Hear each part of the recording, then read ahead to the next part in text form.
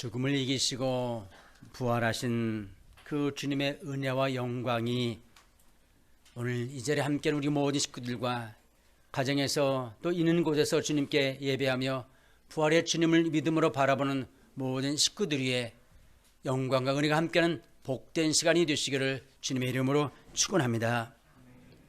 여러분, 교회에는 많은 절기가 있지요.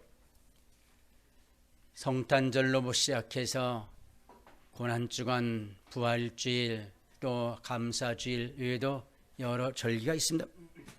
여러분, 매년마다 반복해서 이 절기를 지키는 이유가 어디 있을까요? 여러 가지 이유가 있겠죠. 그 중에 두 가지를 우리는 기억하실 필요가 있습니다. 하나는 절기를 통하여서 하나님의 일하심과 역사심을 우리가 잊지 않고 기억하기 위해서이지요. 또 하나는 그 하나님의 일하심과 역사심을 통해서 우리가 우리의 신앙과 믿음을 회복하는 계기와 기회로 삼기 위해서 절기를 지키고 있다는 사실입니다. 인간은 나태해지기 쉬운 존재이지요. 그냥 내버려 두면은 아무리 위대하고 좋은 것도 잊어버리는가 하면 또한 우리가 늘 뒤로 퇴보하게 되어 있습니다. 신앙도 마찬가지입니다. 내버려 두면 주저앉고 멈춰 있을 뿐만 아니라 퇴보하는 것이 우리의 신앙이기 때문에 그런 신앙과 믿음을 성숙한 믿음과 장성한 신앙으로 세우기 위해서 절기를 허락하셨고 그 절기를 통하여서 하나님의 일하심과 역사심을 기억하면서 신앙과 믿음을 회복하며 장성과 성숙한 신앙으로 만드는 계기와 기회가 되기 위해서라는 점입니다. 그러므로 우리가 절기를 지킬 때 그냥 기념하기 위해서, 아니 형식적으로 지켜서는 결코 안 되고 하나님의 역사와 일하심을 믿음으로 바라보면서 신앙의 회복과 우리의 믿음을 부흥시키는 계기와 기회로 삼자라는 것입니다. 그러면 오늘 부활주일을 맞는 우리가 이 부활주일을 통해서 어떤 신앙과 믿음으로 회복되는 기회가 되어야만 될까요? 이 시간의 말씀을 통해서 우리의 신앙을 회복하며 부활의 신앙을 확실히 붙잡는 은혜가 있기를 소원합니다.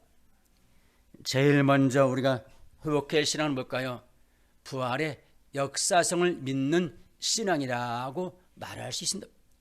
부활의 역사성을 믿는 신앙이라는 것은 예수님의 부활이 역사적인 사실이며 실제적인 일이었음을 믿는 신앙이 되어야 된다라는 것입니다. 2000년 전 예수님이 갈보리 언덕 위에서 십자가에 못 박혀 죽으셨다가 사흘 만에 부활하셨지요. 이 일은 역사 이래로 엄청난 일일 정도가 아니라 좀 지금까지 있지 않았던 전무후무한 놀라운 기적과 하나님의 역사라고 말씀드릴 수 있습니다. 이 부활을 통하여서 예수님은 자신이 하나님의 아들이심을, 그리고 인간을 구원할 메시아이심을 온 천하에 알리셨고 온 천하에 자신의 위치와 자신의 능력을 증명해 보이셨다는 것입니다. 그런데 악한 사탄과 마귀는 그런 예수님의 능력과 기적의 역사를 믿지 않게 하려고 수단과 방법을 다 동원해서 인간들이 의심하도록, 인간들이 그것을 믿지 않도록 역사하며 일하는 것을 볼 수 있습니다. 예를 들면은 무덤에 제일 먼저 찾아갔던 사람들이 누구입니까?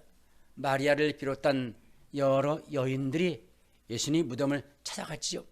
그런데 가보니까 예수님이 무덤 안에 누워 계실 줄 알았는데 예수님은 계시지 않고 부활하셨고 천사를 통해서 예수님의 부활의 소식을 듣게 됩니다. 그 일을 사단은 뭐라고 말합니까? 그 마리아와 다른 마리아 여러 여인들이 예수님이 무덤이 아닌 다른 무덤을 잘못 찾아갔다라고 그렇게 거짓으로 말하지요. 그뿐만 아니죠. 제자들이 예수님의 신을 훔쳐다가 감추어 두고 예수님이 부활했다라고 그렇게 거짓으로 말하는 그들도 있는 것을 볼 수 있습니다. 또 어떤 이들은 아니다, 예수님이 다시 살아난 것이 아니라 예수님이 십자가 위에서 기절해 있다가 그가 살아나서 탈출한 것이다 라고 그렇게 말하는 이들도 있습니다. 그뿐만 아니죠. 제자들이 예수님을 너무 보고 싶고 그리워한 나머지 그들이 헛것을 보았다, 예수님이 부활하신 예수님을 잘못 보았다라고 그렇게 주장하는 거짓된 말을 하는 이들도 있습니다. 그뿐만 아니죠. 원래 예수님은 이 땅에 오신 일이 없다, 그러므로 예수님이 십자가에 죽으신 것도 부활하신 것도 모두 다 거짓이다라고 그렇게 허무맹랑한 주장을 하는 많은 사람들을 볼 수 있습니다. 여러분, 그러나 예수님의 죽으심과 부활의 증거는 너무 많습니다. 차고 넘치죠. 우리의 생각과 사고로 다 꿰을 수 없고 셀 수 없을 만큼 많은 증거와 예수님의 증표들이 있는 것을 분명히 우리는 깨달아 알 수 있습니다. 그 중에 하나가 성경의 말씀이죠. 고린도전서 15장 3절에 보시면 이렇게 말씀합니다. 이는 성경대로 그리스도께서 우리 죄를 위하여 죽으시고 장사 지난 바 되셨다가 성경대로 사흘 만에 다시 살아나사 게바에게 보이시고, 여기서 게바는 누구입니까? 베드로이죠.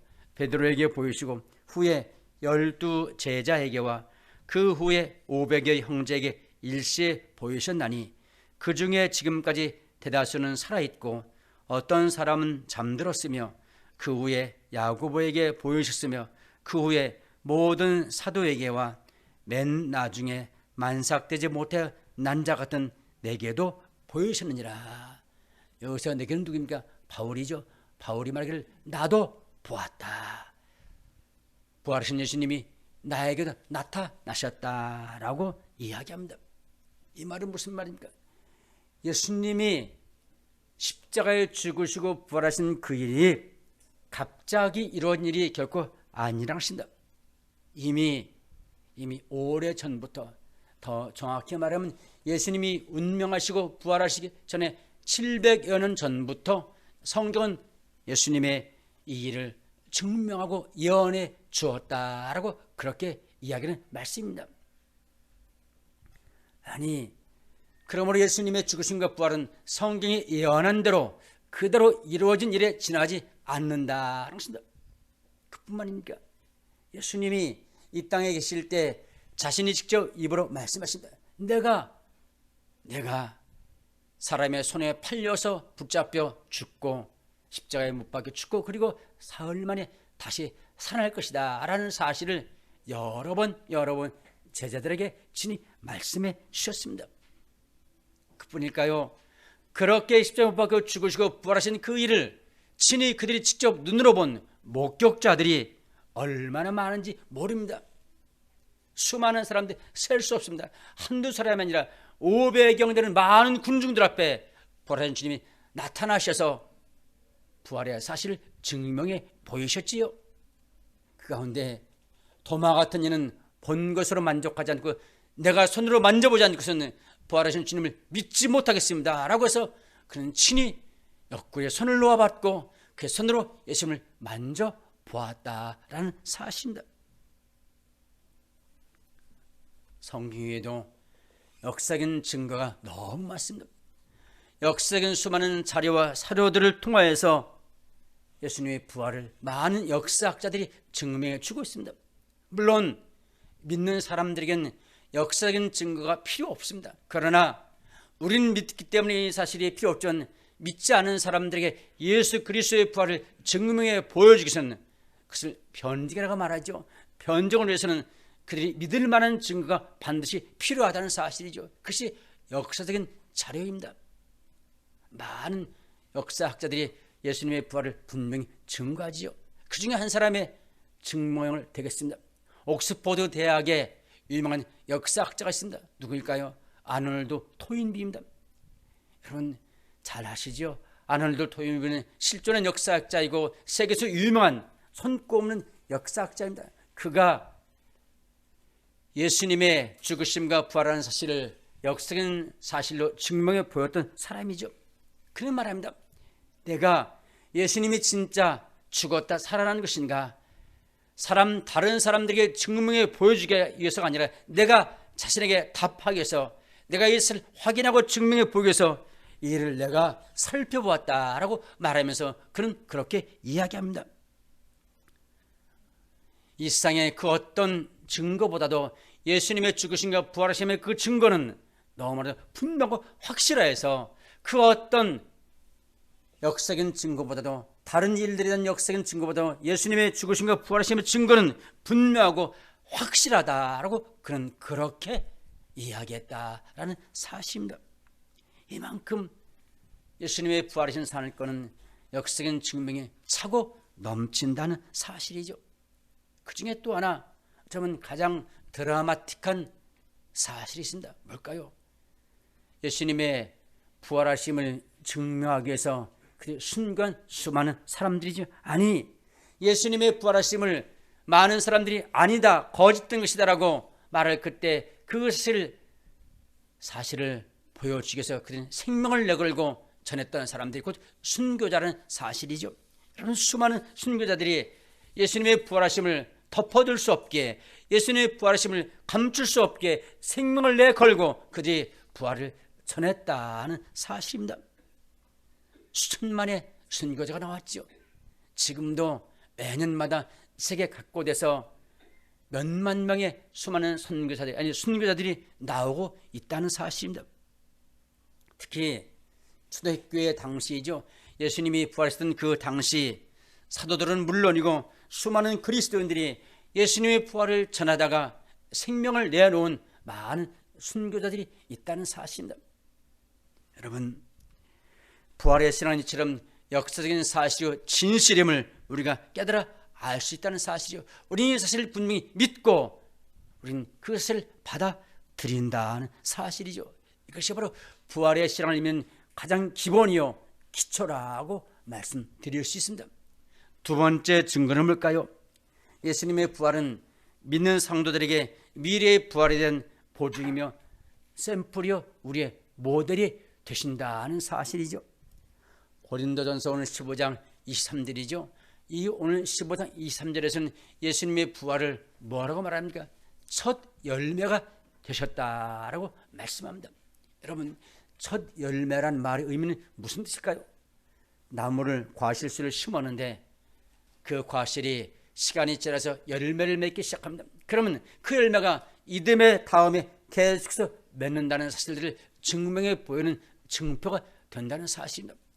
예수님이 부활하심을 의미하면서 예수님의 부활을 통해서 그를 믿는 모든 사람들, 그를 따른 모든 심령들이 따라서 그들도 함께 부활에 동참하며 참된다는 사실들을 증명해 보여주는 모델이요 샘플이 바로 예수님의 부활이라는 사실이죠.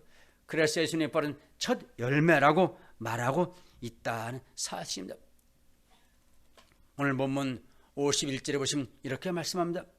내가 너에게 비밀을 말하노니 우리가 다 잠잘 것이 아니요 마지막 나팔의 순식간에 호련히 다 변화되리니 나팔 소리가 나매 죽은 자들이 썩지 아니할 것으로 다시 살고 우리도 변화되리라고 말씀해 주셨습니다. 그러므로 육신의 죽음은 잠시 부활을 대기하며 기다리는 순간이라고 말할 수 있습니다. 육신이 죽으면 그 영혼은 하나님 천국에 들어가고 그리고 육신은 흙으로 돌아가지만 그러나 그 육신 예수님의 재림의 때를 기다리면서 예수님의 재림과 함께 그 육신이 부활하죠. 어떻게? 영광의 부활체로, 거룩한 부활체로 다시 살아난다라고 성경은 말씀해 주고 있습니다. 그때는 사망이 끝이요 질병도 끝이요 고통도 아픔도 번민도 고민도 모두 끝을 맺게 된다는 사실이죠. 그러므로 부활은 완전한 회복이요 부활이야말로 인간의 육신의 완전한 치유를 뜻한다는 사실입니다. 이 부활을 믿는 신앙, 그것이 부활이 우리 붙잡아야 될 두 번째 신앙의 중요한 요소라고 말씀드릴 수 있습니다. 세 번째 요소는 뭘까요? 부활하신 예수님이 부활하신 것을 끝나지 않고 성도된 우리와 함께 현재 지금 이 순간에 우리에게 임재해 계신다는 사실입니다. 여러분, 예수님이 부활하신 후에 40일 만에 하늘로 승천하셨지요. 승천하시면서 하신 말씀이 어떤 말씀입니까? 볼지어다 내가 세상 끝날까지 늘 너희와 항상 함께 있겠다라고 말씀하신다. 여러분, 한번 가만히 생각해 보시기 바랍니다. 예수님이 부활하셔서 그리고 하늘로 승천하시는데, 그러면 하늘로 승천하시면 그 육신은 이 땅에 계시지 않습니다. 그런데 어떻게 우리와 나와 함께 하신다라고 말씀하시는 것일까요? 도무지 용납되지 않고 이해될 수 없는 이야기죠. 그런데 이 말의 의미는 육신적으로 함께 한다는 말씀의 의미가 아니라 영적으로 함께 하신다는 뜻입니다. 어떻게요? 내가 하늘로 승천해서 너에게 성령을 보내주면 너는 그 성령이 함께 너희와 영원히 함께 할 것이다 라고 그렇게 약속해 주고 계시다는 사실입니다. 요한복음 14장 18절에 보시면 예수님이 십자가를 지기 전날 밤에 하신 말씀의 내용 가운데 이런 말씀이 있습니다. 내가 너희를 고아와 같이 버려두지 아니하고 너희에게로 오리라. 조금 있으면 세상은 다시 나를 보지 못할 것이노라. 너희는 나를 보리니 이는 내가 살아있고 너희도 살아있겠습니다 라고 말씀했습니다. 이 말씀은 재림하신 예수님이 바로 육신으로 함께 쓴다는 말씀이 아니라 재림하여 하늘로 승천하시면 내가 너에게 성령을 보내주겠고 그 성령이 너희와 함께 영원히 너희가 어디 있든지 언제 어느 때든지 너희와 함께 있겠다라고 약속하신 약속의 말씀이라는 사실입니다. 여러분, 사도행전을 보시면 사도행전은 예수님이 부활하신 이후에 기록된 말씀입니다. 그런데 그 사도행전을 보시면 예수님이 승천하여 계시지 아니함에도 불구하고 사도행전은 계속해서 예수님에 관한 이야기, 예수님에 관한 기록이 등장합니다.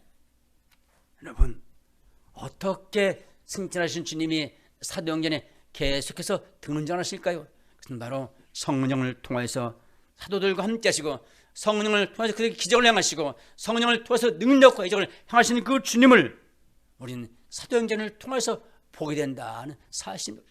그래서 사도행전을 다른 말로 말하면 성령의 행전이라도 말하고 또 다른 표현은 예수의 행전이라고 말한 이유가 바로 여기에 있다라는 사실입니다. 우리는 이 사실을 믿고 마침내 부활의 주님을 소망 가운데 붙잡는 신앙의 삶이 되시기를 주의 이름으로 축원합니다. 그러면 이 부활하신 주님을 믿는 우리 성도들이 어떻게 부활의 신앙을 회복하는 신앙의 삶을 살아야만 될까요?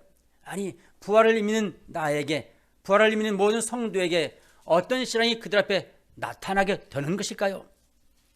첫 번째, 신앙은 확신 있는 신앙으로 이 땅을 살아가게 된다는 사실입니다.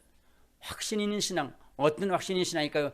예수님의 부활을 믿고 신뢰하는 분명한 믿음의 자리에 이르게 된다는 사실입니다. 여러분, 예수님이 죽음을 이기시고 부활하셨습니다. 그러면 그의 부활로 끝을 맺는 것일까요? 아니죠. 말씀드렸지, 믿는 우리도 예수님처럼 함께 부활의 자리에 참여하며 동참하신다는 사실이죠. 그래서 부활하신 그 주님이 곧 나와 함께 하신다는 사실입니다. 이런 믿음을 가질 때 그 신앙은 어떤 일이 닥쳐도 결코 두려워하거나 무서워 떨지 아니한다는 사실입니다. 여러분, 이 땅에서 가장 무섭고 두려운 것이 뭘까요? 사람들이 가장 무섭고 두려운 것이 뭘까요? 돈일까요? 권력일까요? 아닙니다. 돈도 권력보다 더 무서운 것이 있죠. 뭘까요? 죽음이죠. 사람들은 죽음을 그래서 가장 두려워 떤다는 사실. 죽음 앞에는 그 누구도 꼼짝하지 못하는 것이 인간의 연약함입니다. 죽음이 그만큼 무섭고 두려운 것입니다. 프랑스 황제였던 루이 14세의 이야기 가운데 그런 이야기가 하나 있습니다. 그는 가장 잔혹한 군주여 폭군 가운데 한 사람입니다. 그런데 그 어느 날 이런 소문을 듣습니다. 나라 안에 어떤 점쟁이가 있는데 그 점쟁이가 나라를 어지럽히며 흐트러뜨립니다. 잘못된 예언을 통해서 백성들을 혼란시키고 그들의 돈을 칼취한다라는 그런 소문을 듣고서 군사를 시켜서 그를 잡아오라 하고 명령했습니다. 이거는 그렇게 나쁜 사람이 그를 죽이기 위해서죠. 그를 잡아서 자기 앞에 무릎을 끌어놓았습니다.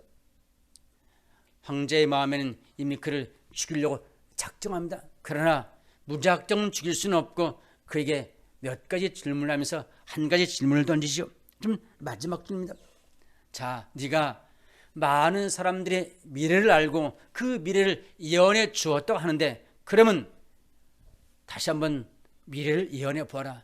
네가 언제 죽을 것인지 너의 죽음을 한번 예언해 보아라 라고 그에게 물었습니다. 그랬더니 그 점쟁이가 황제에게 하는 말이, 예, 황자님, 제가 죄송합니다마는 아뢰기 어렵습니다마는 대왕께 아뢰자면 내가 언제 죽을까요? 대왕이 죽기 사흘 후에, 사흘 전에 내가 죽을 것입니다. 왕이 죽기 전 사흘 전에 내가 먼저 죽을 것입니다 라는 이야기를 했습니다. 그 말을 들은 루이 14세가 가만히 생각해 보니까 내가 이자를 죽이면 사흘 후에 내가 죽는다는 예언을 이가 합니다. 그 말을 들은 루이 14세가 어떻게 했을까요?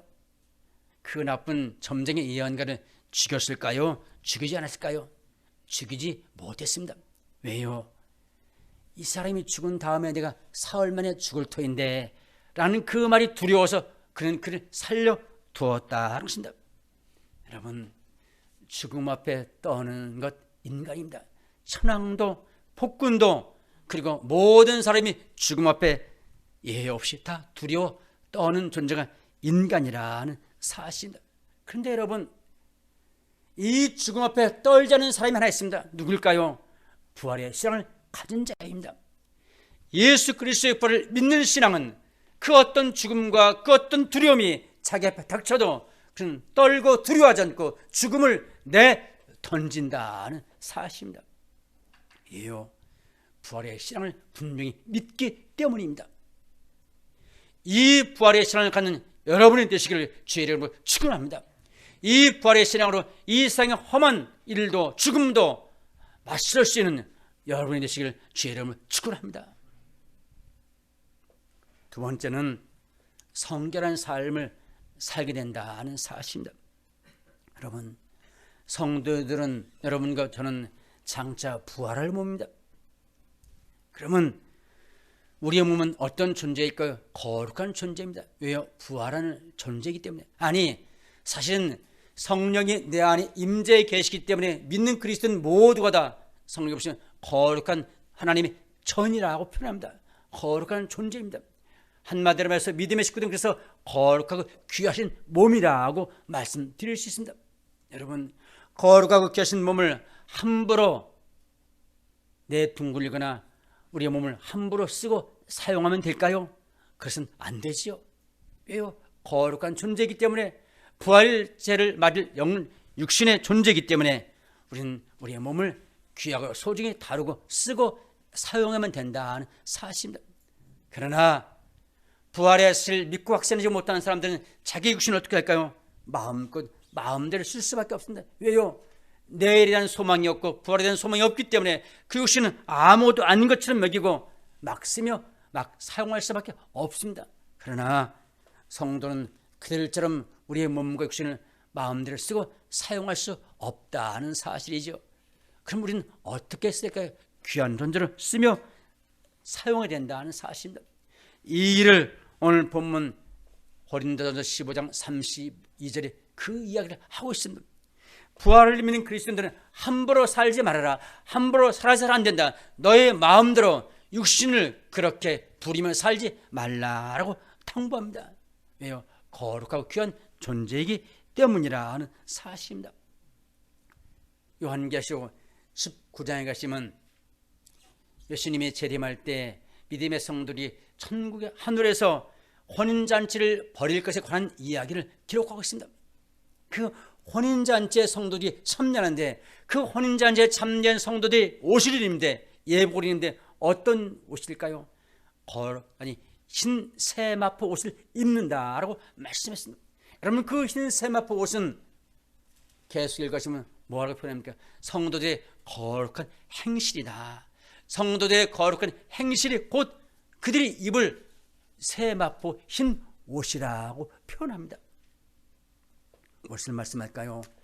믿음의 성도들이 이 땅에서 성결한 삶을 사는 삶이 우리가 주 앞에 갔을 때 입을 새 옷, 거룩한 새 마포 옷임으로 우리는 우리 육신을 죄악된 세상에서 그렇게 막 굴리며 살 수 없을 뿐만 아니라 죄악된 자리에 내 육신을 내어놓을 수 없다는 사실입니다. 성결한 삶을 살게 된다는 사실. 누가요? 부활을 믿는 그리스도인은 우리 자신의 삶을 성결하게 살게 된다는 사실입니다. 세 번째는 헌신된 삶을 산다는 사실입니다. 누가요? 부활의 신앙을 믿는 그리스도인은 헌신된 삶을 살게 된다는 사실이죠. 왜 헌신된 삶을 살까요? 주님의 은혜가 감사해서, 주님의 은혜가 너무 기뻐해서, 주님의 은혜가 너무 크기 때문에 주 앞에 내 삶을 드릴 수밖에 없는 헌신자의 삶을 사는 것이 바로 부활을 믿는 그리스도인의 삶의 모습이라는 사실입니다. 그래서 주 앞에 충성할 수밖에 없고, 주 앞에 내 삶을 드릴 수밖에 없고, 주님께 내 삶의 모든 것을 드리며 쓰는 수고와 애씀을 살 수밖에 없다는 사실입니다. 그것을 오늘 본문 58절은 이렇게 표현합니다. 항상 주의 일에 더욱 힘쓰는 자들이 되라. 이는 너의 수고가 주 안에서 헛되지 않을 줄을 알미라고 말씀했습니다.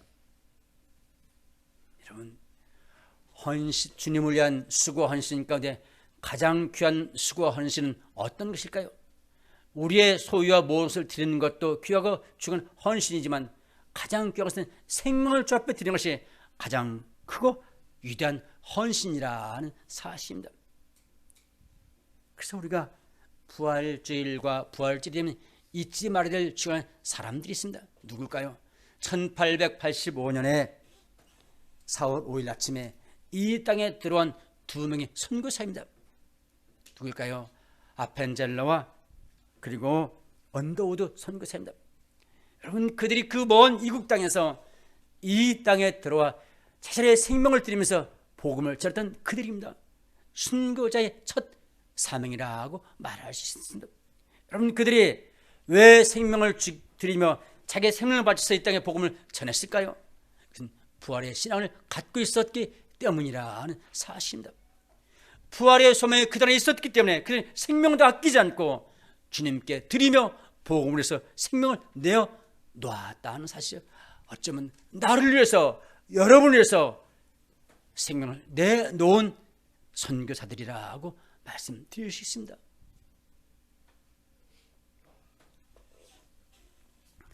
어떤 선교사님의 이야기 가운데 그런 이야기가 하나 있습니다. 아프리카 오지에서 오랜 세월 동안 선교사에게 헌신했습니다. 헌신하다가 몸이 너무 쇠약해져서 그가 쇠약한 육신을 좀 추스리기 위해서 고국 땅 한국 땅에 돌아왔습니다. 한국 땅에 돌아와 보니 한국 땅에 참 살기 좋고 좋았습니다. 그래서 병원을 다니면서 약한 몸을 추스리며 몸을 회복했습니다. 그리고 그가 다시 선교지로 돌아가기 위해서 마지막 하는 이야기가 그런 이야기가 됐습니다. 한국 땅에 돌아와 보니 너무 좋습니다. 여러 문명과 발전된 시대와 사회에 맞춰서 살기 좋은 나라가 된 것 보면서 너무 좋습니다. 그러나 나는 이 좋은 것을 두고 다시 아프리카 오지로 가겠습니다. 육신적으로는 사람들은 이 땅에 남아서, 아니 한국 땅에 남아서 살면 살기 좋고 편한 시대를 살 수 있지만, 그러나 나에게는 부활의 소망과 주의 약속의 말씀이 있기 때문에, 천국이기 때문에 나는 이 좋은 것을 버리고 다시 오지 아프리카를 향해서 가겠습니다 라고 했던 유명한 이야기입니다. 여러분, 그에게 부활과 천국이 없었다 한다면 어쩌면 그는 이 땅에 남았을 것입니다. 그러나 부활과 천국이 있기에, 이것보다 더 좋은 것이 있기에 그는 이 땅을 포기하고 오직 아프리카를 향해서 생명을 내놓고 그것을 향하여 가게 된다는 사실입니다. 여러분, 말씀을 맺겠습니다. 오늘 부활의 아침을 맞습니다. 이 부활절을 지키면서 우리가 한 가지 변화의 삶을 반드시 드러내야만 됩니다. 어떤 변화의 삶일까요? 예수 그리스도의 부활을 맞기 전의 삶과 이제 부활을 맞는 우리의 이후의 삶이 분명히 바뀌고 달라져야만 된다는 사실이죠. 어떻게 달라질까요? 부활을 확신하며 신뢰하기 이전의 삶과 부활의 사실을 믿고 확신하는 신뢰하는 이후의 삶이 달라지는 그리스도인의 삶이 되어야 된다는 사실이죠. 다시 말해서 부활의 신앙을 회복한 자답게 이 땅을 살아야 되죠. 어떻게요? 날마다 부활의 주님과 동행하면서 이 땅을 살고 성결한 삶을 열심히 힘쓸 뿐만 아니라 주의로 더욱 힘쓰는 내 삶을 주 앞에 아름답게 드리는 헌신의 삶을 사는 그런 성도로서 사는 것, 그것이 부활의 신앙을 확신한 우리의 걸음이며 삶이 되어야 된다는 사실입니다. 이런 은혜가, 이런 삶이 여러분과 저에게 있어지는 복된 부활의 아침이 되시기를 주의 이름으로 축원합니다. 기도하시겠습니다.